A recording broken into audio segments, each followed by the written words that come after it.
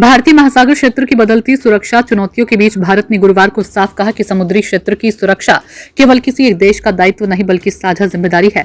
राष्ट्रीय सुरक्षा सलाहकार अजीत डोभाल ने कोलंबो सिक्योरिटी कॉन्क्लेव की 7वीं बैठक में स्पष्ट संदेश दिया कि हिंद महासागर की स्थिरता ही क्षेत्र के आर्थिक भविष्य को मजबूती देती है, इसलिए सभी सदस्य देशों को मिलकर कदम बढ़ाने ही होंगे।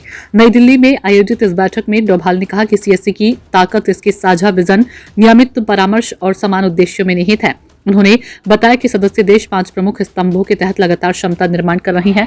बैठक में मालदीव, मॉरिशस, श्रीलंका और बांग्लादेश के एनएसए स्तर के प्रतिनिधियों ने भाग लिया, जबकि सेशल्स एक पर्यवेक्षक और मलेशिया पहली बार गेस्ट देश के रूप में शामिल हुआ। सीएससी की भूमिका और गठन। डोभाल ने कहा कि तेजी से बदलते वैश्विक सुरक्षा माहौल में सीएससी की अहमियत और ज्यादा बढ़ गई है। उन्होंने याद दिलाया कि 2020 में हिंद महासागर क्षेत्र में सुरक्षा सहयोग बढ़ाने के लिए सदस्य देश पहली बार एक मंच पर आए थे। अगस्त 2024 में श्रीलंका में एनएससी के संस्थापक दस्तावेजों पर हस्ताक्षर किए गए। इसका उद्देश्य समुद्री सुरक्षा, आतंकवाद निरोध, संगठित अपराध, साइबर सुरक्षा और मानवीय सहायता जैसे क्षेत्रों में संयुक्त प्रयास बढ़ाना है।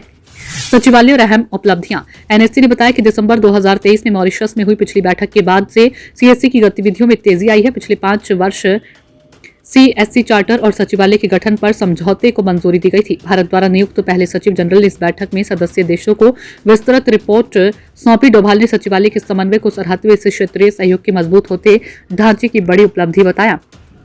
सहयोग बढ़ाने पर सहमति। बैठक में मालदीव के राष्ट्रीय सुरक्षा सलाहकार इब्राहिम लतीफ, मॉरिशस के राहुल सरगोत्रा, श्रीलंका के एयर वाइस मार्शल संपथ धुआंकंथा और बांग्लादेश के खलील और रहमान ने अपने देश का नेतृत्व किया। सेशल्स की ओर से मेजर जनरल माइकल रोजेट शामिल हुए। मलेशिया भी पहली बार हिस्सेदारी करता दिखा। बैठक में प्रशिक्षण, क्षमता निर्माण और 5 स्तंभों पर गहन सहयोग बढ़ाने पर सहमति बनी।